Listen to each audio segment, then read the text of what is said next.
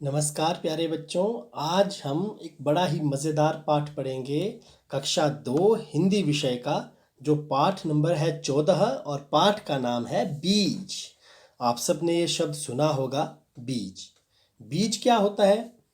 आपको पता है ना कि जब खेतों में हम मक्की बीजते हैं या गेहूं बीजते हैं या कोई सब्जी लगाते हैं, तो सबसे पहले उसका बीज लगाया जाता है।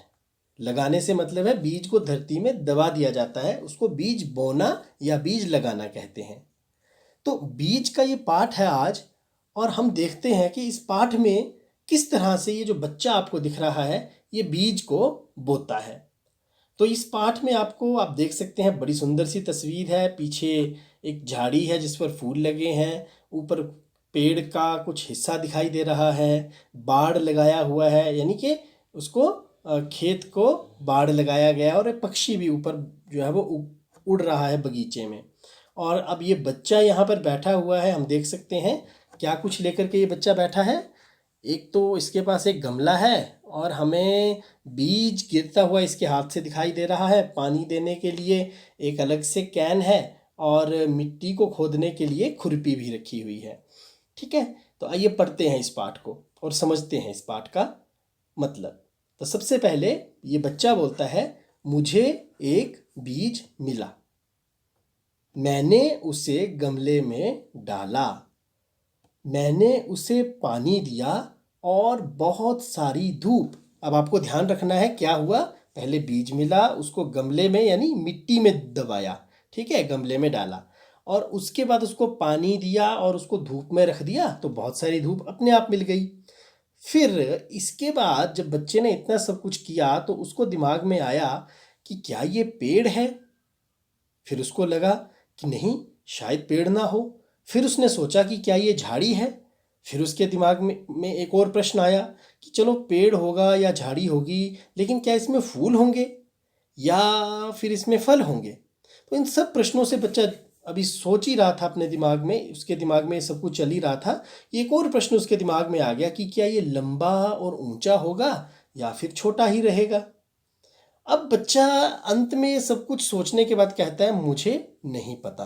क्योंकि बच्चे को तो पता नहीं होगा ना कि इसमें से क्या उगेगा। अगर तो बच्चे को पता रहता कि ये बीज किस चीज़ का है तब तो पता चल सकता था। अब उसे ये तो पता नहीं है कि बीज किस चीज़ का है, उसको तो कहीं से मिला और उसने गमले में डाल दिया। अब जब उसको यही पता नहीं है कि बीज किस चीज़ का है, तो ये भी पता नहीं चलेगा कि ये बीज बड़ा होकर के झाड़ी बनेगा, फूल बनेगा, इस पर फल आएंगे, लंबा होगा, ऊंचा होगा, छोटा होगा या पेड़ बनेगा। और इतने सब कुछ सोचने के बाद उसने एक वाक्य कहा, उसने ये एक बात कही कि मुझे कोई फर्क नहीं पड़ता। अब फर्क क्यों नहीं पड़ता? क्योंकि इस बच्चे का जो काम था, या जो इस बच्चे की जो रुचि थी, वो ये क्या क्या करना चाहता था। ये गमले में बीज को बोना चाहता था और उसकी देखभाल करना चाहता था। अब उसके आगे जो हो वो इस बीज के ऊपर है। ठीक है, तो बच्चे ने यहाँ पर इसलिए ये कहा कि कोई फर्क नहीं पड़ता। तो दीपा बलसावर की ये एक छोटा सा उनके द्वारा लिखी हुई रचना है।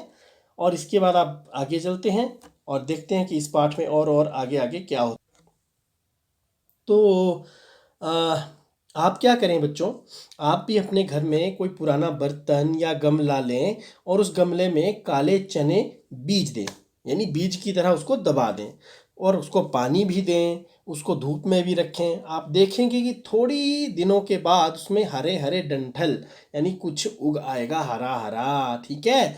और आपको दिखेगा कि पत्ते भी उगने लगेंगे। और उन्हें उगने में कितना समय लगता है ये आपने नोट करना है, और उसको नोट करके आपने क्या करना है, ये भी लिखना है साथ में कि इसको इतना बड़ा होने में कितना पानी और कितना धूप लगा। आओ अब कुछ बात कर लेते हैं बच्चों, बातचीत करते हैं। बीज कहाँ पर मिला होगा? तो स्वाभाविक सी बात है, बच्चा कहाँ पर बैठा हुआ है, ये देखिए बच्चा कहाँ बैठा है, अपने बगीचे में। तो बीज कहाँ मिला होगा? बगीचे में ही।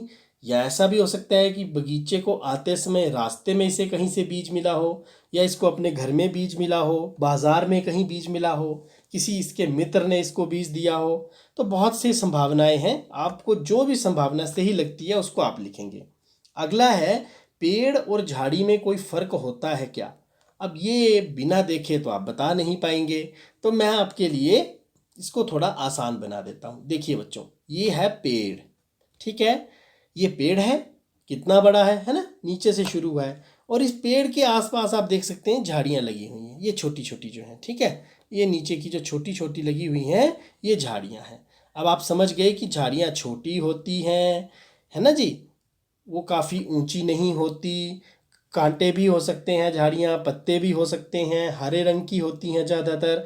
कुछ झाड़ियों पर फूल भी लग सकते हैं, कुछ झाड़ियों में कांटे भी हो सकते हैं, सुंदर होती हैं दिखने में। लेकिन पेड़ लंबा, ऊंचा, मोटा होता है, उस पर पत्ते उगते हैं, उसकी टहनियाँ होती हैं जिनको हम डालियाँ कहते हैं, बड़ी बड़ी शाखाएं होती हैं, इन पर पंछी घोंसला बना सकते हैं, ठीक है। पेड़ों से छांव भी मिलती है और कुछ पेड़ों पर फल भी लगते हैं। तो अब आप अच्छे से समझ गए होंगे कि पेड़ और फल झाड़ी में क्या फ़र्क है। इसके बाद कहानी में ये क्यों कहा गया कि कोई फ़र्क नहीं पड़ता? इसीलिए फ़र्क नहीं पड़ता क्योंकि बच्चा तो जानता ही नहीं कि वो बीज किस चीज़ का है, तो उसे फ़र्क कैसे पड़ सकता है। दूसरी बात, उसका जो मकसद था वो था बीज को बोना और उसको देखना कि उसमें से क्या उगता है। छोटा उगेगा तब भी बच्चा खुश है, बड़ा उगेगा तब भी खुश है। तो इससे हमें ये भी सीख मिलती है कि हमें सिर्फ अपना कर्म करना है, उसके बाद उसका जो भी परिणाम निकले उसकी हमें चिंता नहीं करनी चाहिए। आगे है, क्या आपने कभी बीज बोया है या किसी और को बीज बोते हुए देखा है? मैंने तो बीज बोया है। मैंने फूल का बीज बोया है, सब्जियों के बीज बोए हैं, मक्की का बीज बोया है, और किसी और को बीज बोते हुए भी मैंने देखा है, अपने पापा जी को, अपनी माता जी को, ठीक है। आपने भी तो अपने पापा को देखा होगा, मम्मा को देखा होगा, तो आप लिख सकते हैं। अब आगे है भाई खालिस्तान। बड़ी सोच समझ के आपने जवाब देना है कमेंट बॉक्स में, मुझे आपके जवाब का इंतज़ार रहेगा। और जो बच्चे मुझे कमेंट बॉक्स में जवाब देते हैं, मुझे बहुत अच्छा लगता है उन बच्चों के जवाबों को पढ़कर। तो बीज बोने के लिए सबसे पहले तो मिट्टी और गमला चाहिए। फ़ोटो खुद ही तो बना दी है, आप फ़ोटो देख के पहचान के लिख सकते हो। उसके बाद गिलास में क्या भरा हुआ है? पानी, यानी पानी चाहिए। और सूरज से क्या मिलती है? धूप, बिल्कुल सही। तो धूप की ज़रूरत हमें पड़ेगी। फिर बीज में से क्या क्या लग सकता है? भाई देखिए, फल बने हैं, केला है, सेब है, अंगूर है, तो फल लग सकते हैं। और आगे क्या बने हैं? फूल, तो फूल भी लग सकते हैं। भाई ये पाठ तो बड़ा मज़ेदार है, और इस पाठ में आपको रंग भरने के लिए भी यहाँ पर दिया गया है। तो आप इस सुंदर से चित्र में रंग भरेंगे और मुझे बताएंगे कि ये किसका चित्र है। कमेंट बॉक्स में मुझे आपके जवाब का इंतज़ार रहेगा। और हाँ, ये चित्र बना करके आप अपने अध्यापक को भी ज़रूर दिखाना।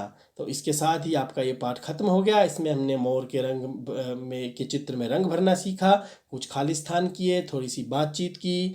आपको मैंने कहा कि आप काले चने जो है वो पुराने गमले में या बर्तन में बोएंगे और उसको नोट करेंगे कि कितना टाइम लगता है उसमें से डंठल निकलने में, कितना धूप लगती है और कितना पानी। फिर हमने ये पाठ पढ़ा जिसमें बच्चा बीज बोता है और फिर बोने के साथ ही उसके मन में कुछ सवाल आते हैं, और अंत में वो कहता है कि कोई सर इन सवालों का फ़र्क नहीं पड़ता, मैंने अपना कार्य कर दिया है, बीज बो दिया है, अब जो भी उगेगा मुझे वो मंजूर है। तो ये था आपका 14वां पाठ। उम्मीद करता हूँ कि आपको अच्छा लगा होगा, पसंद आया होगा।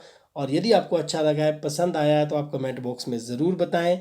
अगले पाठ में आपके साथ फिर मुलाकात होगी। तब तक के लिए नमस्कार, धन्यवाद, जय हिंद।